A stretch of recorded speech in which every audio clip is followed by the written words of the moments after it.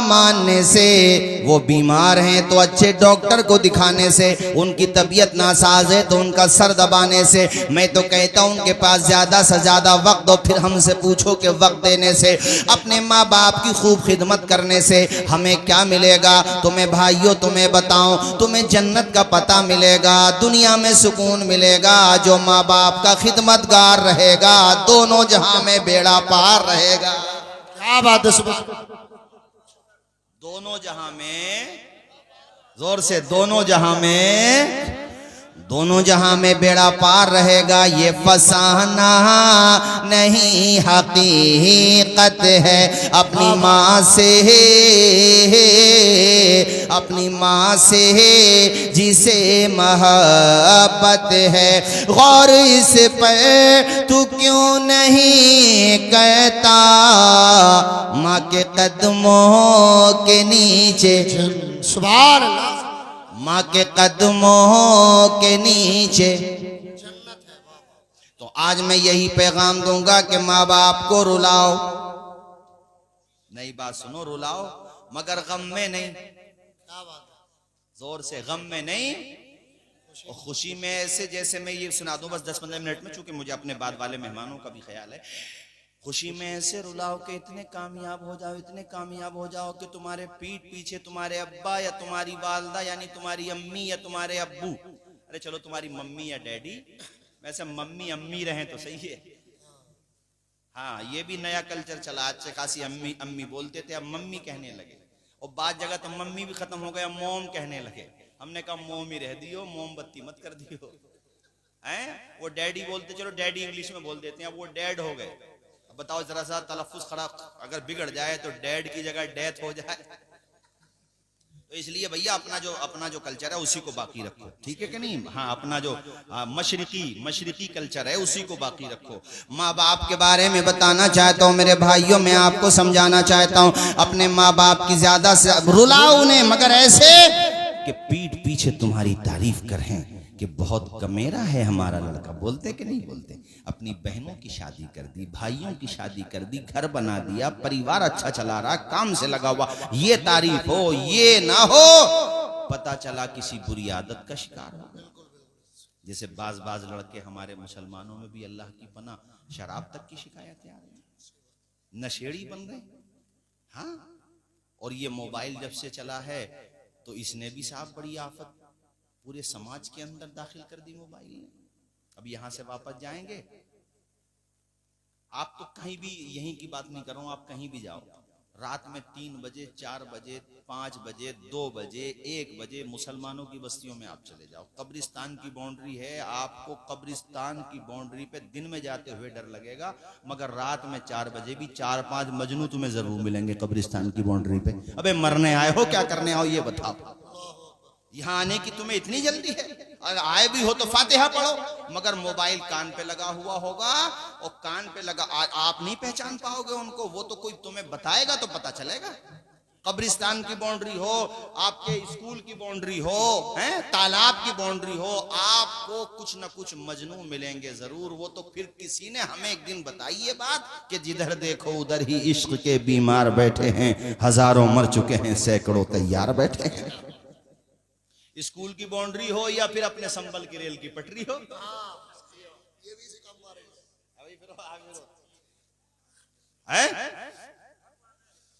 गलत तो नहीं कहा भाई डॉक्टर साहब हमने? पुलिया पे जरूर मिलेंगे। ये काम मुसलमानों के रह गए। भाइयों, तुम इस काम के लिए नहीं आए हो, तुम दुनिया में पढ़ने के लिए आए हो। बस आखिर में बता दूं कि हमें अपने बच्चों को पढ़ाना है, मन बना लो, पढ़ाओ। और ये कभी मत सोचो यार पढ़ाई के लिए तो पैसा चाहिए। वैसे ज्यादातर दुनिया में उन्हीं लोगों ने नाम रोशन किया जिनके बाप के पास पैसा नहीं था। बहुत काम की बात बता रहा हूँ। पैसे वाला तो ये सोचता मेरे अब्बा पे बड़ी जायदाद है, मैं पढ़ के क्या करूंगा, अंगूठा छाप ही रह जाता, इल्ला माशाल्लाह। कुछ को छोड़ के ज्यादातर के जहन में तो यही रहता, मैं पढ़ के क्या करूंगा, मेरे अब्बा पे बहुत जायदाद है। और नील बटा नील 0 बटा सन्नाटा, पोल तब खुली जब निकाह हुआ कि कुछ नहीं आता जाता। अभी एक निकाह की महफिल में हम भी पहुंचे, निकाह खैर दूसरे कारी साहब पढ़ा रहे थे, कारिया नादिल साहब। तवज्जो है आपकी? मेरे कहने का मकसद भाइयों ये है आपसे कि दौलतमंद हो तब भी नहीं है तब भी पढ़ाओ बच्चों को, ताकि तुम्हारे माँ बाप का सीना फख्र से चौड़ा हो जाए। अरे चौड़े का मतलब ये है कि उनको फख्र हो। उमर जैसे एक लड़का था गोविंद जायसवाल, बनारस का, इतनी पुअर फैमिली थी उसकी, इतनी गरीब फैमिली थी कि उसका बाप रक्षा चलाता था। जिसका बाप रक्षा चलाता हो गुर्बत का अंदाजा आप लगाइए, घर का खर्चा उन्हीं पैसों से चलता। स्कूल में पढ़ता था बेचारा, जो गांव के स्कूल होते हैं। अच्छा, गांव के स्कूल जो सरकारी स्कूल हैं, ये बात मेरी ऊपर तक जाए अगर, मैं कहूँगा कि इनको केयर किया जाए, इन पे अगर मेहनत की जाए और हर जगह के ऊंचे लेवल के जो अधिकारी होते हैं वो इस पे मेहनत करें, तो यकीनन यहाँ से भी बेहतरीन तालीम दी जा सकती है। तो खैर, पहले के लोग नहीं होते थे सरकारी स्कूलों में पढ़ो, कितने शानदार होते थे कि नहीं होते थे? अब निजाम बिगड़ गया। तवज्जो फरमाइए, गोविंद जायसवाल पढ़ते थे स्कूल में, तो बहरहाल वो उन्हीं के आसपास का या उन्हीं की बस्ती का या दूसरी बस्ती का बहरहाल कोई अमीर लड़का था, उससे दोस्ती हो गई। वो किसी दिन अमीर लड़के के साथ चले गए उसके घर पे।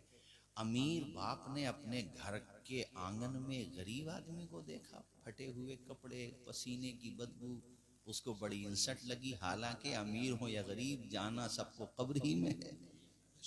दूसरे समुदाय में हो तो भाई उनका भी अंतिम संस्कार की एक ही प्रक्रिया होती है, चंदन की लकड़ी का फर्क हो या दूसरी का, बहरहाल अमीर गरीब में आखिरी संस्कार में तो कोई डिफरेंस नहीं होता। हमारे वहां सबको कब्र में ही जाना है, कफन के कपड़े की क्वालिटी का फर्क हो सकता है बस, जाना तो सबको कब्र में, ये नहीं भाई, जाना सबको। तो मैं बता रहा हूं, बहरहाल इंसान की सोच होती है। उसने जो है अपने लड़के को डांटा कि तूने इस गरीब से, जिसके बदन से पसीने की बदबू आ रही, दोस्ती क्यों की?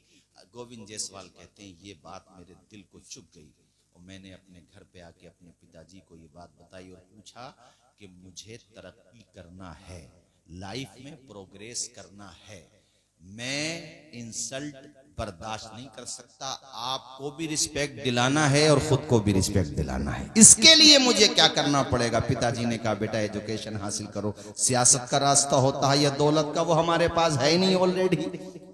भाई दौलत तो है ही नहीं, सियासत भी गरीबों की कहाँ है? जो 2-2 करोड़ के टिकट बिक रहे हो तो गरीब कहां से आ जाएंगे बेचारे? तवज्जो है कि नहीं? तो मेरी बात सुनो मेरे भाइयों, वो कहते हैं कि एजुकेशन मेरे पापा ने बताई, मैं पढ़ता रहा। हम ये समझते थे कि सबसे ऊंची पोस्ट, सबसे ऊंचा मनसब लेखपाल का होता है, मैं उसी लिए पढ़ रहा था और मेहनत करता था, खूब अच्छे नंबरों से पास होता था। मुझे किसी ने बताया जब पढ़ना ही है, संघर्ष करना ही है, आगे बढ़ना ही है, तो फिर तुम्हें मैं बताऊं कि या तो पीएम बनो या सीएम बनो, वो तुम बन नहीं सकते। आखिरी ऑप्शन है कि डीएम बनो, वो एजुकेशन के जरिए बन सकते हो, मेहनत करोगे तो बन सकते हो। गोविंद जायसवाल कहते हैं मैंने मेहनत की और इतनी मेहनत की कि मैं खूब पढ़ता था, रात दिन मेहनत करता था, बाप मेरा रक्षा चलाता था। मैं जब दिल्ली गया वहां पे ट्यूशन पढ़ा करके उन पैसों से मैं अपने खाने का, चाय का इंतजाम करता। चाय के बारे में बताते हैं कि मैं आधा कप चाय पीता था, इतने पैसे नहीं थे कि मैं 1 कप चाय पी लेता। खाना भी मैं औरों के मुकाबले में बहुत लोकल दर्जे का खाना खाता था, अपने दोस्तों की तरह मटर गश्ती नहीं करता था। 17-17 घंटे, 18-18 घंटे पढ़ता था। गोविंद जायसवाल अपनी हिस्ट्री बयान करते हुए कहते हैं इससे ज्यादा अगर मैं मेहनत करता तो मर जाता। उधर घर पे हमारे पापा के पांव में सेफ्टी हो गया, यानी वो रक्षा भी नहीं चला पा रहे थे, ऑपरेशन भी होना था। ऑपरेशन करने के लिए अच्छे डॉक्टर की जरूरत थी, मगर गुर्बत की वजह से जिस तरह से भी जहां हुआ ऑपरेशन किया गया। कहते हैं ये जिंदगी आपको संघर्ष करना सिखाती है, मगर साहिबो फुलसिंगा के मेरे दीनी भाइयों, जब निकाह मंजिल पे हो तो आपको मंजिल नजर आती है, रास्ते की रुकावटें नजर नहीं आती हैं। और कामयाबी वही हासिल करता है जिसकी रगों में खून से ज्यादा मकसद को पाने का जुनून दौड़ रहा हो। कामयाबी वही हासिल करता है जिसकी निगाह के सामने उसका गोल हो, जिसकी निगाह के सामने उसका मकसद हो। जब इंसान की निगाह के सामने मकसद हो तो याद रखिएगा इस बात को कि आंखों में रहा दिल में उतर कर नहीं देखा, कश्ती के मुसाफिर ने समंदर नहीं देखा, जिस दिन से चला हूं मेरी मंजिल पे नजर है, आंखों ने कभी मील का पत्थर नहीं देखा। नारे तकबीर, नारे रिसालत, उलमाए अहले सुन्नत। कारी ज़ैगम साहब इंसान मेहनत तो करे। ए फुलसिंगा के लोगों, हिम्मत करो, हौसला करो। हम ना पढ़ सके मगर बच्चों को पढ़ाएंगे, बेहतरीन लॉयर बनाएंगे। उलमा पैदा करने के लिए, हुफ्फाज पैदा करने के लिए तुम बस्ती वालों ने रईसुल उलूम को कायम किया हुआ है ही। बच्चे हमारे यहाँ उलमा बनते रहेंगे और बुनियादी तालीम तो हम सबको दिलाएंगे ताकि हमारे बच्चों को पता चले मोहम्मद अरबी के गुलाम हैं सल्लल्लाहु अलैहि वसल्लम। पाकी नापाकी जान जाएं, हलालो हराम जान जाएं, उसके बाद फिर हम बेहतरीन स्कूलों में भेजेंगे। हमें नौकरी करना पड़े करेंगे, लेकिन एजुकेशन का खर्चा उठाएंगे। हम बच्चों को पढ़ाएंगे, आधी रोटी खाएंगे मगर बच्चों को पढ़ाएंगे। जोर से बोलो, बच्चों को पढ़ाएंगे। इंसान मेहनत करे, क्या नहीं कर सकता है मेरे साथियों। गोविंद जायसवाल कहता है मैंने मेहनत की, यहाँ तक के यूपीएससी एग्जाम जो नंबर 1 एग्जाम होता अपने मुल्क का और बहुत भारी एग्जाम होता है, वो कहते हैं मैं पहले से उसकी तैयारी करता था। मैंने सारे पेपर्स निकाल लिए। अब नंबर आता है, बहुत तेजी से सुना रहा हूँ, नंबर आता है इंटरव्यू का। इंटरव्यू देने के लिए बड़े बड़े टॉप के प्रोफेसर्स बैठे हुए होते, उनके सामने मैं अपने फटे पुराने कपड़ों में जाता तो मुझे अच्छा नहीं लगा। मैंने अपनी बहन को फोन किया, उसके पास 2000 रुपए रखे थे, जमा पूंजी बेचारी की 2000 रुपए थी। उनकी शादी हो चुकी थी, प्रेग्नेंट थी वो। कहते अल्ट्रासाउंड वगैरह के लिए, कहते मेरी बहन ने बगैर अल्ट्रासाउंड के, यानी हमारी बहन के घर पे बगैर अल्ट्रासाउंड के डिलीवरी हुई और उसने वो सारे पैसे मुझे बगैर बताए 2000 रुपए भेज दिए। उससे मैंने सलीके कपड़े पहन के मैं आखिरी सीढ़ी थी, इस सीढ़ी पे मैं चढ़ जाता तो मुझे कामयाबी मिलने वाली थी। मैं पहुंचा, मैंने जाकर के इंटरव्यू में डरा नहीं, मैंने ये नहीं सोचा कि ये बड़े बड़े प्रोफेसर्स हैं, बल्कि मैंने ये सोचा मैं जो जानता हूं बगैर हिचकिचाहट के, बगैर किसी हेजिटेशन के अपनी बात रखूंगा। मैंने इंटरव्यू दिया, सक्सेस हो गया। जब मैं बाहर निकलने लगा तो मुझसे उन लोगों ने पूछा आपकी उम्र अभी सिर्फ 22 साल है, अगर फ्लॉप भी हो गए तो जिंदगी में दोबारा मौका मिलेगा। मैंने बहुत कॉन्फिडेंस के साथ कहा कि सर मैंने फ्लॉप होने के बारे में सोचा ही नहीं है। कहा तुमने क्यों नहीं सोचा? कहा मेहनत ही इतनी की है कि मुझे यकीन है कामयाब हो जाऊंगा, मुझे अपने ऊपर बिलीव है कि मैं कामयाब हो जाऊंगा। मैंने संघर्ष इतना किया है, आंखों में अरमान लिया, मंजिल को अपना मान लिया, फिर मुश्किल के आसान किया, जब ठान लिया तो ठान लिया। मैं बाहर तो उन्होंने ये जवाब सुन के बहुत खुशी का मुजाहिरा किया। जब रिजल्ट आया तो मुझे, अरे किसी को 200, 300, 400 जो आखिर के नंबर रैंकिंग होती है ना, वो भी मिल जाए तो खुशी में पागल हो जाता। वो कहते हैं मुझे ऐसी रैंकिंग मिली कि उस रैंकिंग पे मेरा डीएम बनना कंफर्म था। मुझे 42वें नंबर की रैंकिंग मिली, 42वें नंबर की। जब मैंने रिजल्ट देखा, खुद कहते हैं कि कितनी खुशी थी मुझे, मैं अपनी खुशी को शब्दों में बयान नहीं कर सकता। सबसे पहली, अब मैं वो बात बता रहा हूं कि बाप को रुलाओ तो गम में नहीं, खुशी में रुलाओ। ये सुना रहा था इसलिए बात मुझे याद आ गई। कहते हैं मैंने सबसे पहली जो कॉल की तो अपने पिताजी को कॉल की। कहते मेरे पिताजी का कोई रिप्लाई नहीं आया, कोई जवाब नहीं आया। फिर मैंने गहराई से कान को थोड़ा और मुतवज्जे किया तो सिर्फ मुझे रोने की आवाज आ रही थी। पिताजी खुशी की वजह से इतना रोए कि वो जवाब ही नहीं दे पाए और उन्होंने सिर्फ इतना कहा कि बेटे तूने करके दिखा दिया। आज तेरे बाप की उम्र बढ़ गई है। अरे उम्र बढ़ती नहीं है, मेरे कहने का मकसद ये है कि एतमाद बढ़ गया, जिंदगी जीने का एक मकसद मिल गया। और चंद दिनों पहले ये वाकया उसके पिताजी के साथ हुआ था कि उसके पिताजी के रक्शे पर एक होमगार्ड ने डंडा इतनी जोर से मारा कि उसके टायर में जो है सुराख हो गया, पंचर जिसको कहते हैं। तो किसी एडवोकेट थे, कोई उन्हीं के गाँव के इत्तेफाक से थे वहां पर। तो उस एडवोकेट ने उससे कहा होमगार्ड से, तुम्हें पता है इनके बेटे यूपीएससी एग्जाम निकाल रहे हैं?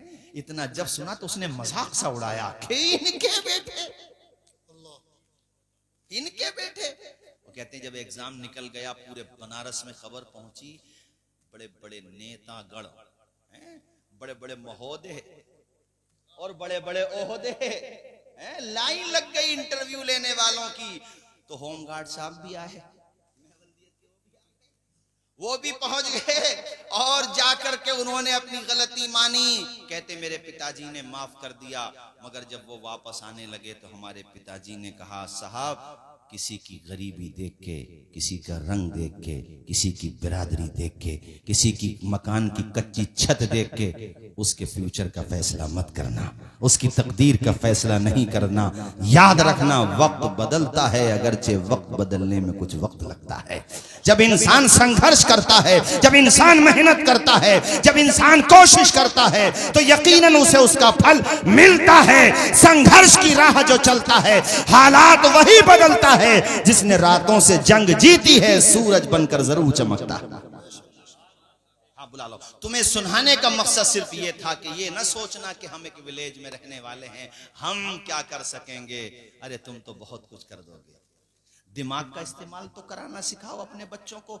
हमारा और आपका दिमाग पैराशूट की तरह है। एक मुफक्किर ने कहा था, इंसानों तुम्हारा दिमाग पैराशूट की तरह। पैराशूट हवाई जहाज में अगर इमरजेंसी कोई सिचुएशन आती है, जैसे वो क्रैश होने वाला है या कहीं पानी में लैंडिंग होने वाली है इमरजेंसी उसकी, तो पैराशूट के जरिए से पैसेंजर्स को छोड़ा जाता है। पैराशूट को खोलते हैं तो फिर वो गुब्बारा सा हो जाता है, तो आदमी आसानी से जमीन पे आ जाता है। पैराशूट की तरह है इंसान का दिमाग। अगर नहीं खोलोगे तो जिंदगी की खलाओं में सफर नहीं कर सकोगे। और अगर इस्तेमाल करोगे अपने जहन को, मैं कहता हूं चलो बिजनेस ही में इस्तेमाल करो, तालीम में इस्तेमाल करो, बेहुदा बातों में इस्तेमाल न करो। खाली दिमाग शैतान का घर होता है। तालीम में, नॉलेज में, माँ बाप की खिदमत में, अच्छे कामों में, रिलीफ के कामों में मेहनत करो, कामयाबी हासिल करो। राहत इंदौरी ने कहा था, परों को खोल जमाना उड़ान देखता है, जमीन पे बैठ करके आसमान देखता है। बेशक बेशक परों को जमाना उड़ान देखता है। वाह वाह। और इसकी शुरुआत आदमी को कर देना चाहिए। बिजनेस कर, अब जितने जैसे अपने यहाँ के कितने लोग होंगे माशाल्लाह, अहमदाबाद में जाकर तरक्की की भाई, आपके फुल सिंह अहमद आला हैं, रामा बुजुर्ग बहुत हैं, तो जाहिर सी बात है एक दिन में तो उनको पकी पकाई ना मिली। पकी पकाई तो किसानों को भी नहीं मिलती।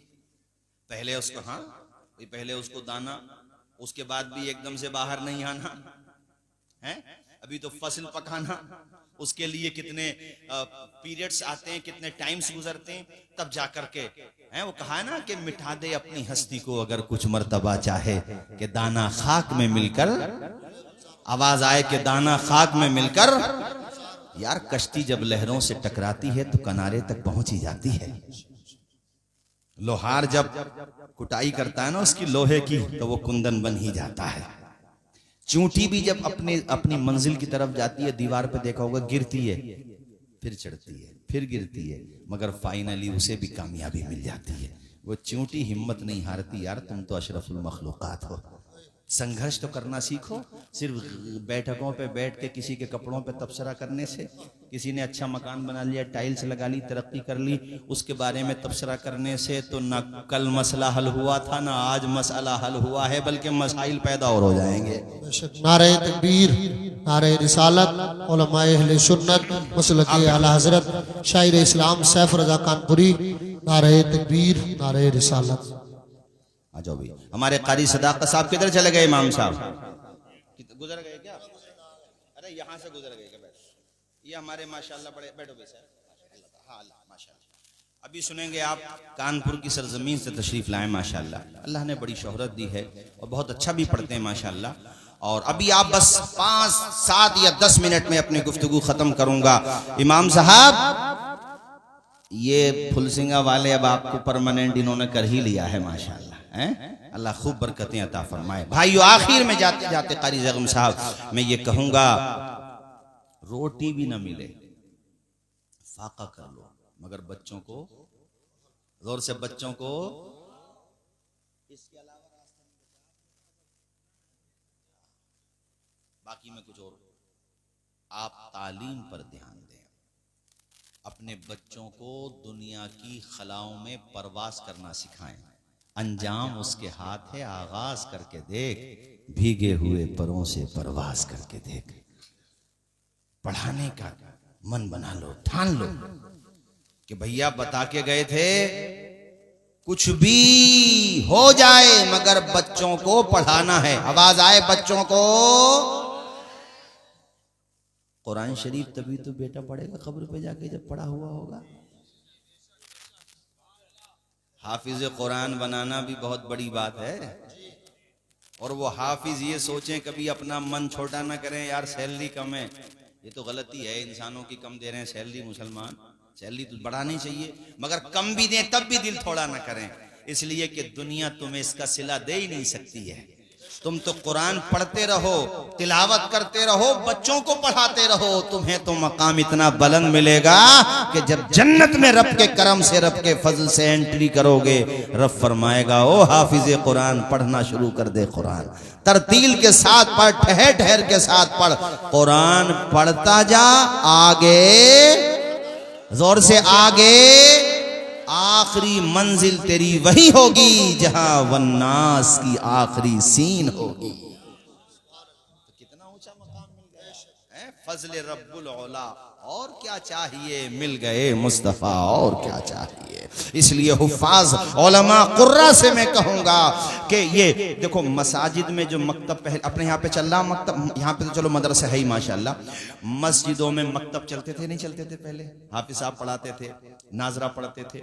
अब मुझे ये फिक्र होने लगी है, मैं देखता हूँ अपने इलाके में ये रिवाज खत्म हो गया, तनख्वाह भी बढ़ाओ और ये बच्चों को भी पढ़ाओ, मकतब की सूरत में भी, मसाजिद में भी। अरे मस्जिद नबवी ही में तो सबसे पहला मदरसा कायम हुआ था, सुफ़ा का चबूतरा, असहाबे सुफ़ा वहीं पे तो पढ़ते थे। अल्लाह अकबर, उनकी भी बड़ी प्यारी दास्तान है, खाने को खुदा की कसम खाना तक नहीं होता था। कितनी दफा तो ऐसा, हजरत अबू हुरैरा कहते हैं इतनी भूख थी कि भूख की वजह से मैं बाहर आ गया। अबू बकर सिद्दीक आए तो मैंने ये सोचा कि ये मुझसे खाने को कहेंगे, मगर वहां पे भी कुछ नहीं था। हजरत उमर आए, कहते हैं फिर जाने आलमीन आ गए, मेरा चेहरा देख के समझ गए मुस्तफ़ा के अबू हुरैरा को खाने की जरूरत है। घर पे ले गए हुजूर, कहा आयशा घर पे कुछ है? कहा हुजूर एक प्याला दूध है। हुजूर ने इरशाद फरमाया अबू हुरैरा ये दूध का प्याला पकड़ो। अबू हुरैरा कहते हैं मैं सोच रहा था हुजूर फौरन कह दे तो मैं फौरन पी जाऊं, भूख कितनी थी, मगर हुजूर ने कहा अबू हुरैरा रुको, अभी अपने साथियों को भी बुला करके लाओ। जरा जोर से बोलो ना यार सुभान अल्लाह। अपने साथियों को भी, अब सारे साथी आ गए, अब वो सब आ गए। हुजूर फरमाते हैं अबू हुरैरा सबको पिलाओ। अबू हुरैरा जानते थे, मगर फिर भी इंसानी एक तकाजा होता है यार। कहते थे मैं कभी दूध को देखता था, कभी पीने वालों की तादाद देखता था, मगर यकीन था मैं दूध पे भरोसा नहीं कर रहा था, पिलाने वाले मुस्तफा पे भरोसा कर रहा था। मेरे करीम से अगर कतरा किसी ने मांगा, दरिया बहा दिए हैं, दुर्बे बहा दिए हैं। जब आ गई हैं जोशे रहमत पे उनकी आंखें जलते बुझा दिए हैं, रोते हंसा दिए हैं। रोते हुए सहाबा मुस्कुराने लगे और हुजूर की अदाओं को देख के उनके लबों पे मुस्कुराहटों के गुलाब खिल गए। अल्लाह के पैगंबर ने सबको वो दूध नोश करने का हुक्म दिया। अबू हुरैरा कहते हैं आखिर में मेरा नंबर आया, अब मैं वो दूध देख रहा हूं, खुदा की कसम है। हजरत अबू हुरैरा कहते हैं जैसे मैंने शुरू में पेश किया था उस वक्त का एक कतरा भी दूध का कम नहीं हुआ था और सबके सब सैराब हो गए। अब फिर भी कोई कहता हुजूर हमारी तरह है तो उसे आईने में मुंह देखना चाहिए। गलत तो नहीं कहा मैंने, है हुजूर की तरह 70 सहाबा थे कमोबेश। बहरहाल मुताद्दिद सहाबा किराम थे। काफी दिनों के बाद हदीस सुना रहा हूं तो चूंकि कैमरे लगे हुए हैं और मैं ये चाहता हूं कि स्टेज से शायर हो, खतीब हो, नकीब हो, कसे बाशद कुजा बाशद, गैर शरी न वो तकरीर करे न वो शेर पढ़े। चूंकि फिर होता यह है कि अहले सुन्नत के उलमा की जगहसाई होती है, लोग उसका मजाक उड़ाते हैं। तो जो भी बात हो, इसलिए भाई मैंने खुद भी कह दिया इंसान हूं, चूंकि अब अचानक याद आ गई हदीस तो मैं बता रहा हूं। 70 थे या 60 थे कमो बेश, बहरहाल तादाद इधर उधर हो सकती है, लेकिन थे अच्छे खासे, थे अच्छे खासे। सबको हुजूर पाक ने वो दूध सबने नोश कर लिया हुजूर के हुक्म से। अबू हुरैरा कहते हैं अब बस मेरा ही नंबर था, वो कहते हैं मेरा ही नंबर था, मगर आका की शान देखो। आका ने मैंने कहा हुजूर आप नोश फरमा लें, कहा नहीं अबू हुरैरा आप पियो। कहते हैं मैंने पिया, जिसको कहते हैं ना खूब तबीयत से पिया। हुजूर ने फरमाया और पियो, और पिया। आप फरमाते फुल हो गया मामला, नहीं समझे? यानी गुंजाइश न रही। हुजूर ने कहा, हो गया। अबू हुरैरा कहा, या रसूल अल्लाह, अल्लाह अकबर, या रसूल अल्लाह, अब गुंजाइश न रही। आमिना के लाल ने सबको सैराब कर दिया। एक तरफ मुस्तफा का इख्तियार देखो कि एक प्याला दूध को मेरे आका ने 70 सहाबे कराम कमोबेश आपने उनको पिला दिया। अल्लाह अकबर कबीरा। दूसरी तरफ असहाबे मुस्तफा का सब्र देखो कि खाने को रहे न रहे, पीने को रहे न रहे, मगर सीने में इल्म रहना चाहिए, हाथों में कलम रहना चाहिए। यही आज मैं आपको पैगाम दे रहा हूं। पहनने को जूता रहे ना रहे, पहनने को आपके पांव में पहनने को जूता रहे ना रहे, बदन पे पहनने को बेहतरीन कोट पैंट अच्छे कपड़े रहे ना रहे, सर छुपाने को छत रहे ना रहे, मगर सीने में इल्म रहे, हाथों में कलम रहे। वमा अलैना इल्लल बलाग। अस्सलामु अलैकुम व रहमतुल्लाहि व बरकातहू।